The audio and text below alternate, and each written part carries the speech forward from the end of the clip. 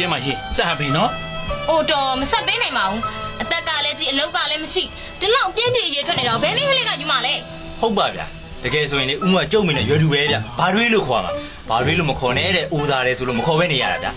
ဟုတ်သားပဲရွှေမိုးอ่ะမင်းအလကားတက်ကကြီးဖြိုပြစ်နေတယ်နေပေါင်းဒီဝါကျွင့်မင်းအသက်40ပြည့်ပြီလား ဟာမဟုတ်တာဗျာမနေ့က38နှစ်ဗျာ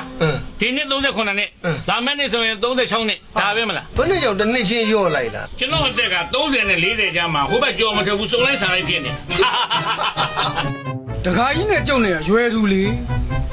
38ပြေကိုရက်ပိုင်းမဲ့လို့တော့လားကဲစကားများမနေကြနဲ့စားတော့ပြီးဟိုဘက်စီကမှဇာသွားတိုက်ကြ ကျမဗျာဗျာဗျာ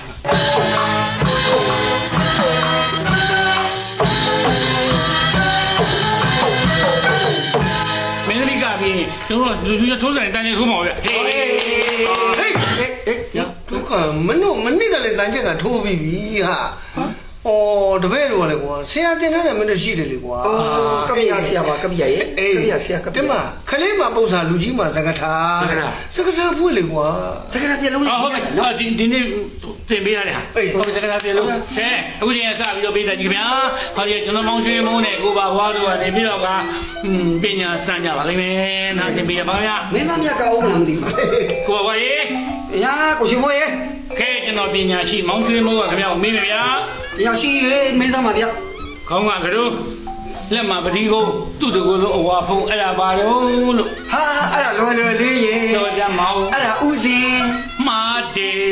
ကိုရင်လေး ဟာကိုရင်လေးနဲ့ဥစဉ်နည်းနည်းလေးလွယ်သွားတယ်နော်ကပ္ပိယ ဘုရားမတူ ကဲခရောက်ကျွန်တော်မေးမယ် မေးဗျာ ကဲဗျာခေါင်းမှာပိုးပေါက်ချင်းမှာကြိုရောက်ရေရာပေါက်ရေသိမ့်မပေါက်အဲ့ဒါဘာတဲ့တုံး တိပြီးသား ပြောစမ်း ကျဲ မှားတယ်တညင် တရင်နဲ့ကျက်နေမတူဘူးလား မတူဘူးတညင်တညင်ချက်ကကျက်